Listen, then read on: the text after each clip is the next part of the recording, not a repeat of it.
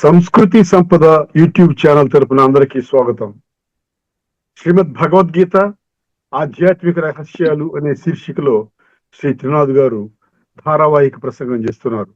వారి ధారావాహిక ప్రసంగంలో ఈరోజు 458వ ప్రసంగం చేస్తున్నారు. శ్రీ త్రినాథ్ గారికి స్వాగతం. నమస్కారం. ఓం శాంతి.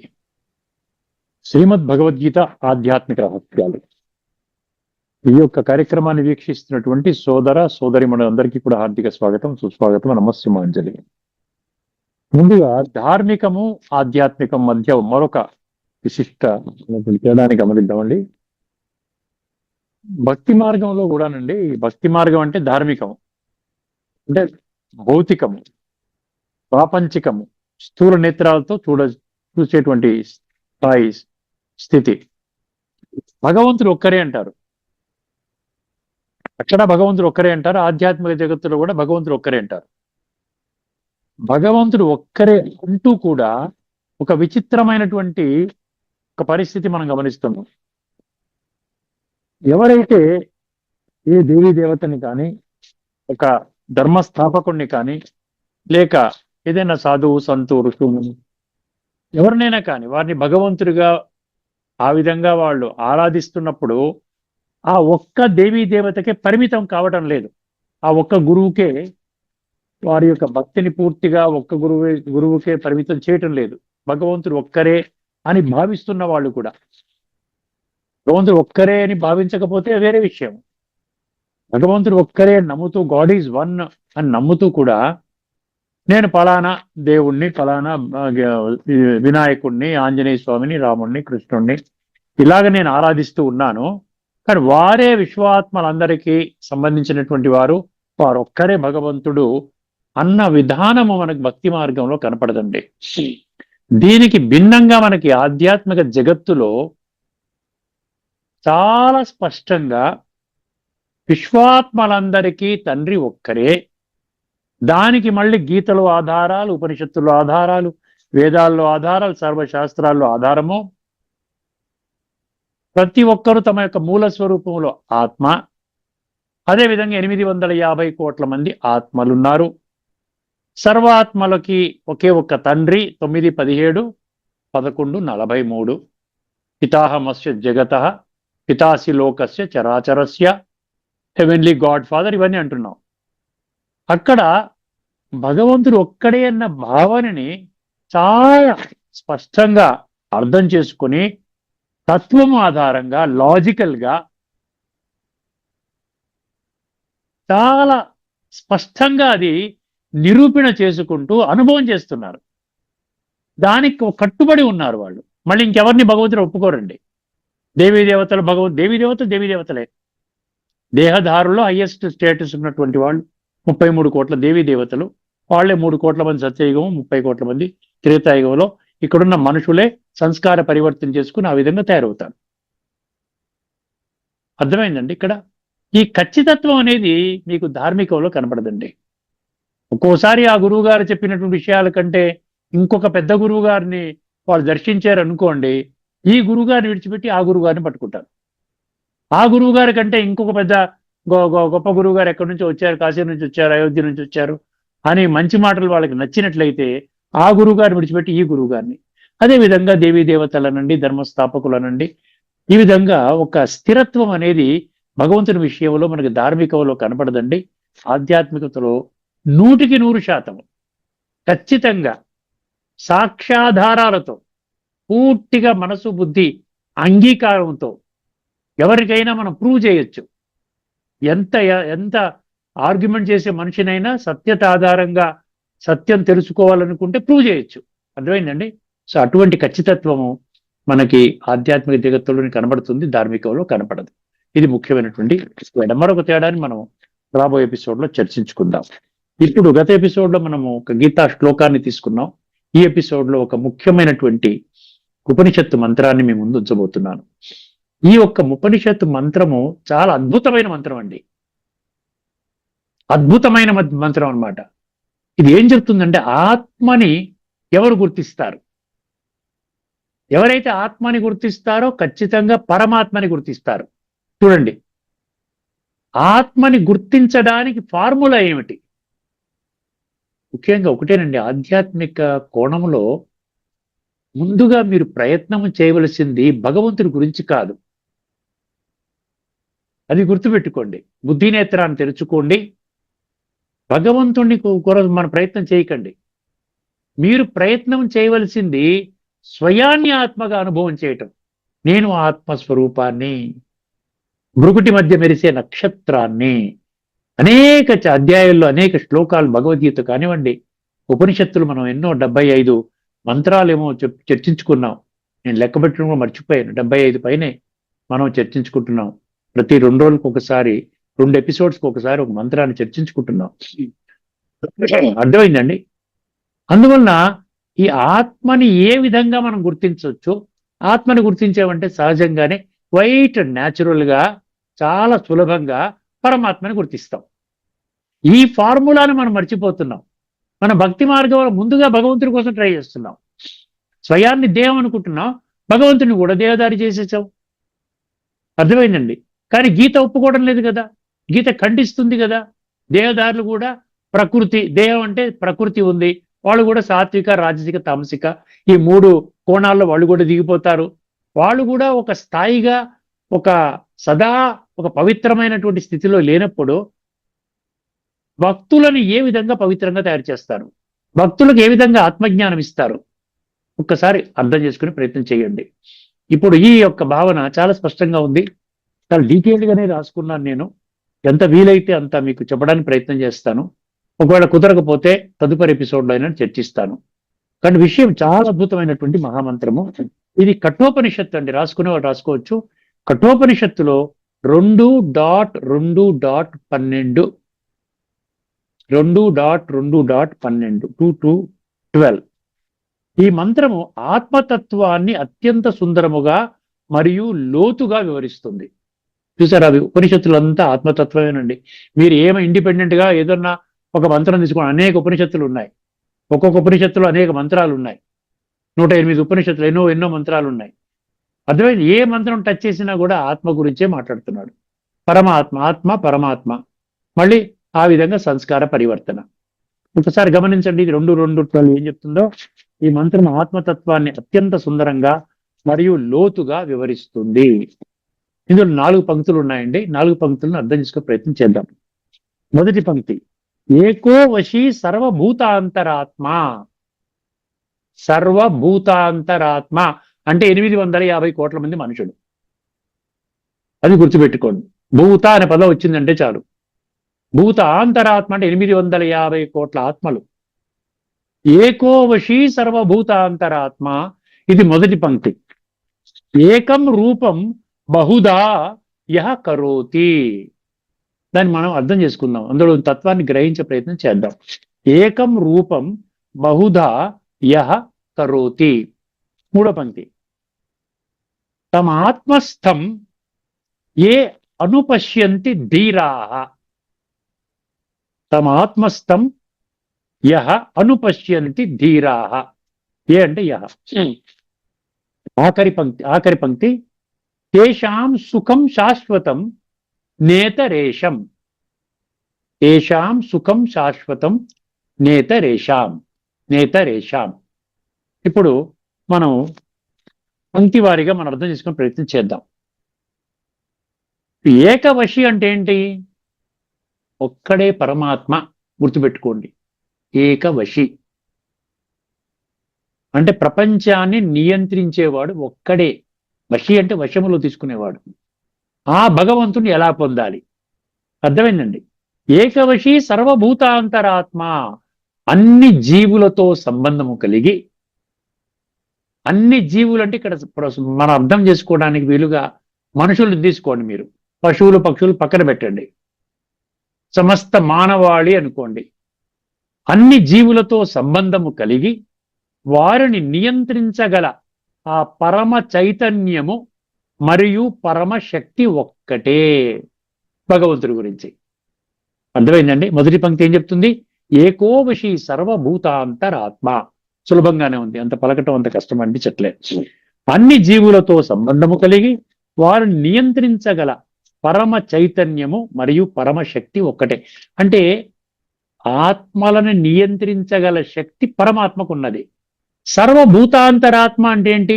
ప్రతి ఒక్క ఆత్మని నియంత్రించడానికి భగవంతుడికి అధికారం ఉన్నది. అందులో మీరు ఉన్నారు, నేను ఉన్నాను, గుర్తుపెట్టుకోండి. ఇప్పుడు ఏమవుతుందంటే మనం ఎక్స్క్లూడ్ చేసుకుంటున్నాము, కొన్ని పాత్రల్ని పెట్టుకుంటున్నాము. ఎప్పుడో ద్వాపరయుగం పాత్రలు, త్రేతాయుగం పాత్రలు, కలియుగం ఆదిలో ఉన్న పాత్రలు పెట్టుకుంటూ మనం ఏం చేస్తున్నాం? మనని తప్పించుకొని మనం లేకుండా మనం సర్వజ్ఞానము అర్థం చేసుకునే ప్రయత్నం చేస్తున్నాం. అందువల్లనే మనకేం చేస్తున్నాము? పఠన పారాయణ శ్రవణ ఈ ప్రచార ప్రసారానికి మనం అంకితమైపోయాము. ఆచరణ యద్యదాచరతి శ్రేష్ఠ, చూసారా? 3వ అధ్యాయం 21. ఏమే మతం నిత్యమనుతిష్టంతి మానవ, అది 3వ అధ్యాయంలో 31. ప్రత్యక్షావగమం అన్నాడు 9వ అధ్యాయంలో 2వ శ్లోకము. ప్రత్యక్షంగా నీవు జీవితములో అనుభవం చేయవలసినటువంటి విద్యని నేను బోధిస్తున్నాను, రాజవిద్య అన్నాడు 9వ అధ్యాయం 2వ శ్లోకం. రాజవిద్య, రాజగుహ్యం అని చెప్పాడు. ఇది చాలా సులభం అండి. కేవలం ఏంటంటే మన సత్యత ఆధారంగా మన జీవితాన్ని మలచుకోవాలని ఒక దృఢ సంకల్పం ఉంటే చాలు. మీరు చాలా హైయెస్ట్ లెవెల్కి వెళతారు ఆధ్యాత్మిక జగత్తులో. అన్ని జీవులతో సంబంధము కలిగి వారిని నియంత్రించగల ఆ పరమ చైతన్యము మరియు పరమశక్తి ఒక్కటే. ఇది మొదటి పంక్తి, దీని వివరణ ఇచ్చాను. 2వ పంక్తి, ఏకం రూపం బహుధా యః కరోతి. ఏకం రూపం బహుధా యః కరోతి. రూపం ఒకటే, జ్యోతి స్వరూపుడు పరమాత్మ. వారిని మనము అనుభవం చెయ్యాలి అంటే ఆత్మస్వరూపం కూడా జ్యోతి స్వరూపమే. ఆత్మని కూడా మనం 2 భౌతిక కళ్ళతో చూడలేము, పరమాత్మని 2 భౌతిక కళ్ళతో చూడలేము. అదే అంటే అంతరాత్మ అందరిలో ఒకటే. గీతలో ఏం చెప్పాడు? 16వ అధ్యాయంలో మొదటి 3 శ్లోకాలు మీరు చదువుకోండి. 26 దివ్య గుణాల గురించి ప్రస్తావన ఉన్నది. అందులో ఆఖరి పంక్తిలో, ఆఖరి 16వ అధ్యాయంలోని 3వ పంక్తి యొక్క ఆఖరి 3వ శ్లోకం యొక్క ఆఖరి పంక్తి ఏం చెప్తుందండి? భవంతి సంపదం దైవీ అభిజాతస్య భారత. అర్థమైంది అర్జున? ప్రతి ఒక్కరిలో నేను దైవీ సంపదని పదిలపరిచాను అన్నాడు. ఇక్కడ ఏదన్నా అన్నాడా?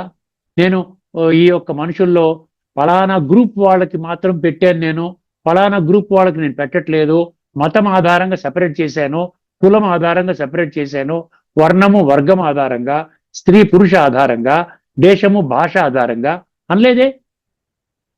భవంతి సంపదం దైవీ అభిజాతస్య భారత. దైవీ సంపద ప్రతి ఒక్క ఆత్మలో పెట్టానన్నాడు. ఇది మనం అర్థం చేసుకోవాల్సిన అండర్లైన్ పాయింట్.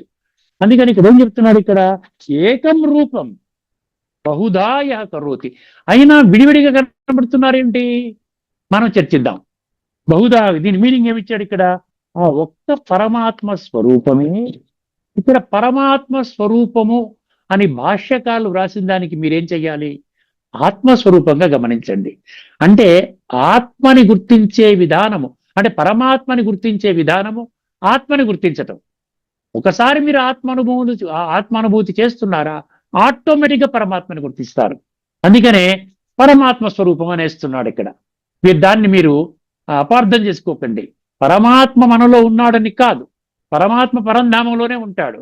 కానీ పరంధామంలో ఉన్న పరమాత్మ నుండి గుణాలు శక్తులు మనము తీసుకోవాలి అంటే మన యొక్క ఆత్మస్వరూపంలోకి మనము రావాలి. ఆత్మ యొక్క అస్తిత్వము, ఆత్మ యొక్క ఉనికిలోకి మనము రావాలి. అర్థం? ఇది చాలా ఈజీ, చేయటం కూడా ఈజీ. కొన్ని లక్షల మంది నేను ప్రతి ఎపిసోడ్ ఎందుకు చెప్తున్నానంటే కొన్ని లక్షల మంది ఏ చదువు లేని వాళ్ళు కూడా తెలుసుకున్నారు, ఎటువంటి శాస్త్రజ్ఞానం లేని వాళ్ళు తెలుసుకున్నారు. అర్థమైందండి? అందరూ తెలుసుకున్నారు. ఒక 20 లక్షల మంది తెలుసుకున్నారంటే ఇది అంత తేలికగా కుట్టిపారేయవలసిన విషయం కాదండి. దయచేసి దీన్ని తీవ్రాతి తీవ్రమైన విషయముగా పరిగణించాలి. ఆత్మ అనుభవము ప్రత్యక్షంగా పరమాత్మనే చేయిస్తూ ఉన్నాడు. అందుకని ఇక్కడ ఆత్మ బదులు పరమాత్మ పడిపోయింది. అర్థమైంది? పరమాత్మ స్వరూపమే, ఆ ఒక్క పరమాత్మ స్వరూపమే అనేక జీవరూపాలుగా కనిపిస్తున్నట్లు వ్యక్తమవుతుంది. ఆత్మ ఒకటే, అందరూ ఒకలా ఉన్నారా? అందరిలో ఆత్మ ఉంది, అందరిలో కూడా ఇవే అవయవాలు ఉన్నాయి. అందరి శరీరం కూడా రక్తము, చర్మము, ఎముకలు, మాంసముతోనే తయారైంది. కానీ అందరూ ఒకలాగా ఎందుకు లేరు? ఒక్కసారి ఆలోచించండి. అందరూ ఒకలాగే ఉండాలి కదా. స్త్రీలందరూ ఒకలాగా ఉండాలి, పురుషులందరూ ఒకలాగా ఉండాలి కదా. కొన్ని అలాగనుకున్నా కూడా ఎందుకు లేరు? మనం అర్థం చేసుకునే ప్రయత్నం చేద్దాం. ఆ ఒక్క పరమాత్మ స్వరూపమే అనేక జీవరూపాలుగా కనిపిస్తున్నట్లుగా వ్యక్తమవుతుంది. తర్వాత 3వ పంక్తి, తమాత్మస్థం. తమాత్మస్థం అంటే తం ఆత్మస్థం ఏ అనుపశ్యంతి. ఆ పరమాత్మ తత్వాన్ని ఆత్మలోనే దర్శించేవారు మాత్రమే అన్నాడు. చూసాడా? తం ఆత్మస్థం, పరమాత్మ తత్వాన్ని ఆత్మలో దర్శిస్తాం. ఇక్కడ కొంత క్లారిటీ ఇచ్చాడు. ఆత్మానుభవం లేకుండా పరమాత్మని గుర్తించలేమండి, గుర్తుపెట్టుకోండి ఇది. ఎందుకంటే ఆత్మ నిరాకార స్వరూపము, పరమాత్మ నిరాకార స్వరూపము, జ్యోతి స్వరూపము. ఆత్మని 2 భౌతిక నేత్రాలతో చూడలేము, పరమాత్మని కూడా చూడలేము.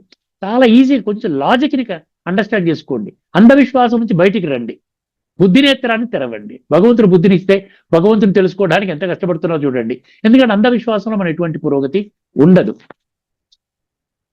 ఆ పరమాత్మ తత్వాన్ని ఆత్మలోనే దర్శించేవారు మాత్రమే ఏమన్నాడు అక్కడ? ఏమన్నాడు? ధీరా అన్నాడు. ధీరుడు అంటే ఏంటి? పిరికివాడు కాదు. దానికి వ్యతిరేక పదం ఏంటి? ధైర్యవంతుడు. కరేజ్ అన్నమాట. ఏజ్తో సంబంధం లేదు. మా దగ్గర చిన్న చిన్న పిల్లలు కూడా వచ్చి క్లాస్లో కూర్చుంటారు. అర్థమైంది? 5వ తరగతి 6వ తరగతి చదువుకున్న వాళ్ళు కూడా వాళ్ళ తల్లిదండ్రులతో వచ్చి క్లాస్లో కూర్చుంటారు. ఇక్కడ ఏజ్తో కాదు సంబంధం, అక్కడ ఏంటంటే కరేజ్తో సంబంధం, ధీరత్వము కావాలి అక్కడ. వారే ధైర్యవంతులైన జ్ఞానులు. చూసారు ఎంత చక్కగా చెప్తున్నాడు ఈ ఉపనిషత్తు, కఠోపనిషత్తులో 2:2:12.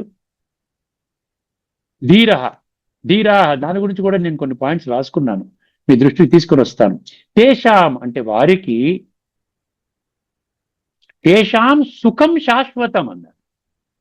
తేషాం సుఖం శాశ్వతం నేతరేషాం అన్నాడు. నేతరేషాం అంటే నా ఇతర, నేతరేషాం అంటే నా ఇతర ఏషాం, ఇతరులు ఎవరు తెలుసుకోలేరు. అర్థమైంది? ఎవరు తెలుసుకుంటారట? ఇప్పుడు చెప్పాం కదా, ఆత్మతత్వం ద్వారా పరమాత్మని తెలుసుకుని ఆ విధంగా దివ్య గుణాలను తమ అనుభవం చేసుకునేటువంటి వాళ్ళు, ఆత్మలోనే దర్శించేవారు మాత్రమే ధీరులు, అంటే స్థిర బుద్ధి గల జ్ఞానులు అన్నాడు. స్థిర బుద్ధి గల జ్ఞానులు అంటే గీతలో 2వ అధ్యాయంలోని 54 నుంచి 72. నేను ప్రతిదానికి మీకు ఎవిడెన్సెస్ ఇస్తున్నాను, గుర్తుపెట్టుకోండి. అంధవిశ్వాసం నుంచి బయటికి రావాల్సిందే, మీకు మార్గం లేదు. అంధవిశ్వాసంలో మీరు ఎలాగున్నారు ఇప్పటిదాకా అలాగే ఉంటారు. ఈ జ్ఞానం పొందినా మనం అందులోంచి బయటికి రాలేదనుకోండి, ఎలా ఉన్నారో అలాగే ఉంటారు. అందులో ఏం మార్పు వస్తుంది? ఈ చెవితో వింటారు, ఈ చెవితో బాగుంది అంటారు, చాలా బాగా చెప్తున్నారండి అంటారు, అయిపోయింది. మీరు ఎప్పుడు గుర్తుపెట్టుకోండి, 7వ అధ్యాయం 3వ శ్లోకం గుర్తుపెట్టుకోండి. వేల కొలది మనుషులలో ఒకానొకడు మాత్రమే జ్ఞాన సిద్ధి కోసం ప్రయత్నం చేస్తాడు. జ్ఞాన సిద్ధి అంటే ఏం సిద్ధి? పరమాత్మని పొందే జ్ఞాన సిద్ధి. ఆ విధముగా ప్రయత్నము చేసినటువంటి అనేకులలో ఒకానొకడు మాత్రమే, చూసారా, ఒకానొకడు మాత్రమే నన్ను, నా యొక్క వాస్తవిక స్వరూపం, యథార్థ స్వరూపాన్ని గుర్తిస్తాడు, నా మార్గాన్ని నడుస్తాడు. ఆఖరి పంక్తి ఏమంటాడు అక్కడ? మాం వేత్తి తత్వతః అంటాడు. మాం వేత్తి తత్వతః, తత్వం ఆధారంగా. మరి తత్వాన్ని విడిచిపెడితే మరొక్క మారు మీకు గుర్తు చేస్తున్నాను, చాలా గంభీరమైనటువంటి ఒక ప్రకటన భగవంతుడు 18వ అధ్యాయంలోని 22లో ఇవ్వటం జరిగింది. అర్థమైందండి? ఏం చెప్పాడు అక్కడ? అతత్వం, అహైతుకం, అల్పం చ తామసం ఉదాహృతం అన్నాడు. అర్థమైందండి? యత్తు కృష్ణవద్ ఏకస్మిన్ కార్యే సక్తం అహైతుకం అతత్వార్థం అల్పం చ తామసం ఉదాహృతం. అక్కడ జ్ఞానాన్ని 3 కోణాల్లో వివరించాడు. సాత్విక జ్ఞానము, రాజసిక జ్ఞానము, తామసిక జ్ఞానము. సో తామసిక జ్ఞానంలో ఈ 3 చెప్తున్నాడు. ఒకటి అల్పం అంటే చీప్ అనమాట, ఆర్డినరీ అనమాట, అది ఏమి పనికిరాదు. ఊరికే చెవితో వింటాం, తప్పట్లు కొట్టేస్తాం, ఈ చెవితో విడిచిపెట్టేస్తాం, మన జీవితాన్ని ఉద్ధరించే జ్ఞానం కాదు. అంటే ఈవెన్ ఇంగిత జ్ఞానానికి కూడా అది సమానంగా రాదనమాట. వాడు ఇక్కడ అహైతుకం అతత్వం అన్నాడు. అతత్వం అంటే అసత్యము, అహైతుకం అంటే హేతుబద్ధము కానిది, ఇల్లాజికల్ అంటాడు ఇంగ్లీష్లో, తర్కరహితం అంటాడు. దానివల్ల ఉపయోగం ఏంటి? మూడవ గ్రేడ్, థర్డ్ గ్రేడ్ జ్ఞానము, తమో ప్రధాన జ్ఞానము, తామసిక జ్ఞానముతో మనం సాత్విక లోకానికి వెళ్ళగలుగుతామా? ఒక్కసారి జస్ట్ బుద్ధి నెత్తరం తెరుచుకుంటే మీకు స్పష్టమవుతుంది. అందుకని ఇక్కడ ఏమంటున్నాడు, తేషాం సుఖం శాశ్వతం నేతరేషాం, అంటే కేవలం వారికి మాత్రమే శాశ్వతమైన సుఖము లభిస్తుంది. కేవలము వారికి మాత్రమే శాశ్వతమైన సుఖము లభిస్తుంది. నేతరేషాం అన్నాడు కదా, దానికి ఏమిచ్చాడు మీనింగు? ఇతరులకు లభించదు, ఇతరులకు లభించదు, కొద్దిమంది మాత్రమే. గీతలో చెప్పాడు కదా, కొద్దిమంది మాత్రమే. అదే కొద్దిమంది మాత్రమే తెలుసుకున్నప్పుడు నేను ఆ కొద్ది మందిలోకి రావాలి కదా. భగవంతుడు పరమ సత్యం అన్నప్పుడు భగవంతుడు చెప్పిన మహావాక్యాలు పరమ అసత్యం అవుతాయా? భగవంతుడిని అంగీకరిస్తున్నాను కానీ భగవంతుడి మాటలకి నేను విలువనివ్వను అంటే మీ జీవితం ఉద్ధరింపబడుతుందా? చాలా ఈజీగా అండి, చాలా ఈజీ. ఎవరు ఖండించలేరండి. ఈ చర్చను ఎవరైనా ఖండించగలుగుతారా? ఎవ్వరు ఖండించలేరు. ఎందుకంటే ఉపనిషత్తుల్లో ఉందిగా, భగవద్గీతలో ఉందిగా. భగవద్గీతను ఖండించారంటే భగవాను వాచని ఖండించినట్టు, ఉపనిషత్తులను ఖండించారంటే అది కూడా భగవాను వాచ కిందనే వస్తుంది. ఎక్కడైనా ఏదైనా పదం యొక్క మీనింగ్ నేనేమన్నా డైవర్ట్ చేస్తున్నానా మీకు? నేను ఇంటర్ప్రిటేషన్ జోలికి వెళ్ళట్లే, పదం యొక్క అర్థం దాన్ని తీసుకొని మీకు చెప్తున్నాను. అందువల్ల గుర్తించండి, 7వ అధ్యాయం 3వ శ్లోకములో కొద్దిమంది మాత్రమే నన్ను తెలుసుకుంటారు, మినిస్క్యూల్ గ్రూప్ వాళ్ళు మాత్రమే తెలుసుకుంటారు అంటే ఆ తెలుసుకున్న గ్రూపులోకి ఏ విధంగా రావాలి అన్న సంకల్పం మీకు మీ హృదయంలో కలుగుతుంది, మీ మనసులో కలుగుతుంది కదా. దానికి సమాధానమే ఈ యొక్క ఆధ్యాత్మిక రహస్యాల కార్యక్రమం అని అర్థం చేసుకోండి. ఇతరులకు లభించదన్నాడు కదా, అత్యధిక సంఖ్యలోని మనుషులు అజ్ఞానములో ఉండడానికే నిశ్చయించుకుంటారు. సత్య త్రేతాయుగాల్లో 33 కోట్ల మంది మాత్రమే వస్తారు అని భగవంతుడు చెప్పినప్పుడు 850 కోట్ల నుండి 33 కోట్లను తీసేయండి. అంటే 800 పైచిలుకు 818 కోట్లు వీళ్ళు ద్వాపర కలియుగాల్లో వస్తారు. కలియుగంలోనే ఎక్కువ మంది వస్తారు, ద్వాపరయుగంలో కూడా కొద్ది మంది వస్తారు, మేబీ ఒక 100 కోట్లు వస్తాయేమో. తర్వాత కలియుగంలోనే ఈ 600-700 కోట్లు యాడ్ అవుతున్నాయి. మనం చూస్తున్నాం కదా, కలియుగంలోనే జనాభా పెరిగిందని మన సైన్స్ కూడా చెప్తుంది కదా. సో ఒక్కసారి తాత్పర్యాన్ని గ్రహిద్దామండి, తర్వాత ఇంకా లోతైన తత్వంలోకి వెళదాం. తాత్పర్యం ఏం చెప్తుంది? ఒకటే అయిన పరమ చైతన్య తత్వము సమస్త జీవులలో ఒకే స్వరూపముగా ఉండి అనేక జీవరూపాలుగా వ్యక్తమవుతున్నది.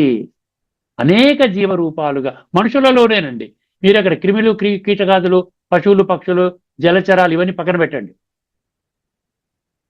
అనేక జీవరూపాలుగా వ్యక్తమవుతుంది. జీవుడు అంటే శరీరము, ఆత్మ అంటే ఆత్మ, జీవాత్మ అంటాం కదా, జీవాత్మ రూపాలుగా వ్యక్తమవుతున్నది.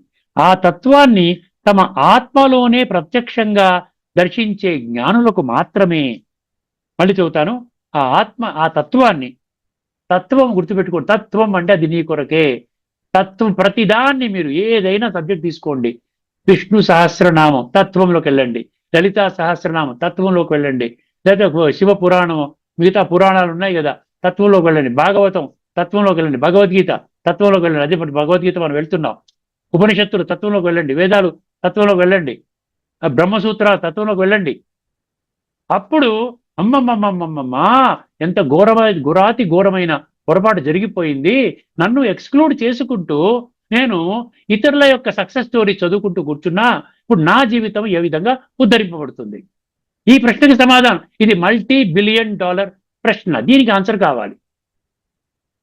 అర్థమైందండి? ఒక్కటే అయిన పరమ చైతన్య తత్వము సమస్త జీవులలో ఒకే స్వరూపముగా ఉండి అనేక జీవరూపాలుగా వ్యక్తమవుతున్నది. ఆ తత్వాన్ని తమ ఆత్మలోనే ప్రత్యక్షముగా దర్శించే జ్ఞానులకు మాత్రమే శాశ్వత ఆనందము లభిస్తుంది. ఇక్కడ ఏమన్నాడు? అక్కడ సుఖం శాశ్వతం అన్నాడు. ఈ ఉపనిషత్తు మంత్రంలో ఏమన్నాడు? సుఖం శాశ్వతం అన్నాడు. అంటే శాశ్వత సుఖము, సత్య త్రేతాయుగాలు అరకల్పము సుఖంగా ఉంటారు. అందుకనే దాన్ని ఏమంటారు తెలుసా? సుఖధామము అంటారు. ఇప్పుడు ఉన్నటువంటి ప్రపంచం, కలిగి ఉన్న ప్రపంచాన్ని ఏమంటారు? దుఃఖధామము అంటారు. దాన్ని సుఖధామం అంటారు. శాశ్వత సుఖం అనమాట. అంటే స్థాయిగా ఉంటుంది. ఎప్పుడు దుఃఖము సుఖము, ఇప్పుడు మనకి సుఖము, ఏదైనా మనం అనుకున్న జరిగితే సుఖము, అనుకున్న జరగకపోతే దుఃఖము, ఇలాగ మనం అప్ అండ్ డౌన్ లైఫ్ లో లీడ్ చేస్తూ ఉన్నాం. అర్థమైందండి? ఇక్కడ ప్రతి ఒక్కరి మనసులో ఒక ప్రశ్న ఉత్పన్నమవుతుంది. ప్రతి ఒక్కరి మనసులో ఒక ప్రశ్న ఉత్పన్నం అవుతుందంట. ఏమిటండి చూడండి, దానికి ఆన్సర్ కావాలి మనకి. భగవంతుడు ఒక్కరే అనేక ప్రతిబింబాలు అని ఎందుకు అనడం జరిగింది? భగవంతుడు ఒక్కరే, అందరిలో కూడా ఆత్మస్వరూపము, ఆత్మస్వరూపం ద్వారా అదొక మీడియం అన్నమాట. ఆత్మస్వరూపాన్ని అర్థం చేసుకుంటే, ఆత్మానుభవంలోకి వెళితే పరమాత్మ దొరుకుతాడు. అందరిలోనూ ఆత్మనే ఉన్నది కదా. అలాంటప్పుడు మనుషులు వివిధ రకాలుగా ఎందుకు ప్రవర్తిస్తున్నారు? కొద్ది మంది మాత్రమే పరమాత్మని పొందడం ఏమిటి? ప్రతి ఒక్కరూ పొందాలి కదా. అందరిలో భగవంతుని యొక్క తెలుసుకునే ఒక మాధ్యమాన్ని భగవంతుడు పెట్టాడు కదా. ఇదనమాట. ఈ ప్రశ్నకి సమాధానం కావాలి. అర్థమైందండి? ఇక్కడ ప్రతి ఒక్కరి మనసులో ఒక ప్రశ్న ఉత్పన్నమవుతుంది. భగవంతుడు ఒక్కరే అనేక ప్రతిబింబాలు అని ఎందుకు అనడం జరిగింది? దాని వెనుక ఉన్న తార్కిక ఆధారము అంటే లాజిక్. తార్కిక ఆధారము అంటే లాజిక్ ఏమిటి? తత్వతర్కం అన్నాడు. ఇక్కడ తత్వతర్కం అంటే ఇంగ్లీష్ లో ఫిలసాఫికల్ లాజిక్ అన్నాడు. ఫిలసాఫికల్ అంటే ఫిలాసఫీ అంటే సత్యం అండి. ఫిలాసఫీ అంటే రియాలిటీ. మీ లాజిక్ ఎలా ఉండాలి? ఊహాతీతంగా ఉండకూడదు, ఊహాజనితంగా ఉండకూడదు. ఏదో ఎవరో చెప్పారు ఇలా అనుకోండి అంటే అంధవిశ్వాసం అవుతుంది. ఫిలసాఫికల్ లాజిక్ అన్నాడు, సత్యత ఆధారంగా. తత్వము, తత్వతర్కము, ఫిలసాఫికల్ లాజిక్ ఆధారంగా అర్థము చేసుకునే ప్రయత్నము చేద్దాము. ఇక్కడ మళ్ళీ మనము ఈ ఒక్కొక్క పంక్తిని మనము లోతైన తత్వంగా మనము అర్థం చేసుకుంటామండి. అందువల్ల ఏం చేస్తానంటే ఇక్కడితో నేను ఆపేస్తాను. ఎందుకంటే ఇది చాలా డీటెయిల్డ్గా రాసుకున్న పాయింట్స్. ఈ ఒక్క తత్వం మీకు కరెక్ట్గా బోధపడింది అనుకోండి, ఈ మంత్రము కఠోపనిషత్తు ఒక్కటి మీకు బోధపడింది అనుకోండి, మీరు చాలా తీవ్రంగా ఆలోచిస్తారు, మీ బుద్ధినేత్రాన్ని తెరుచుకుంటారు, ఒక సత్య మార్గంలో నడవడానికి ఒక బలమైన ప్రేరణ మీకు లభిస్తుంది. అర్థమైందండి? ఈ యొక్క చర్చని నేను తదుపరి ఎపిసోడ్లో నేను కొనసాగిస్తాను. మీరు కూడా చదవండి కఠోపనిషత్తులో 2.2.12. అర్థమైందండి? ఇందులో కూలంకషంగా అర్థం చేసుకుంటే ఈ యొక్క తత్వం మీకు బోధపడుతుంది. అప్పుడు ఉపనిషత్తుల సారము, భగవద్గీత సారము ఒక్కటే. ఆత్మని, పరమాత్మని గుర్తించటము, పరమాత్మ ఆత్మ ఈ రాజయోగం ప్రక్రియ ద్వారా పరమాత్మలో ఉన్న గుణాలు, శక్తులు మనం ఏది పెద్ద పవర్ స్టేషన్ నుంచి, పెద్ద పెద్ద టవర్ల నుంచి మనకి ఇంటికి వస్తుంది చూసారా, కనెక్షన్స్ వస్తాయి. ఆ విధంగా పవర్ స్టేషన్ మనం అర్థం పరమాత్మ అనుకుంటే, విశ్వాత్మలందరికీ కూడా ఈ చిన్న చిన్న కనెక్షన్స్ అనుకుంటే ఆ పవర్ని ఎలా లాక్కోవాలి అనేది మనకు అర్థమవుతుంది. అర్థమైంది? ఇక్కడితో నేను ఈ చర్చను ముగిస్తున్నాను. సమయాన్ని దృష్టిలో పెట్టుకుని తదుపరి ఎపిసోడ్లో మనం కంటిన్యూ చేసుకుందామండి. అంతవరకు సెలవు. అందరికీ నమస్కారము. లోకా సమస్త సుఖినో భవంతు. ఓం శాంతి.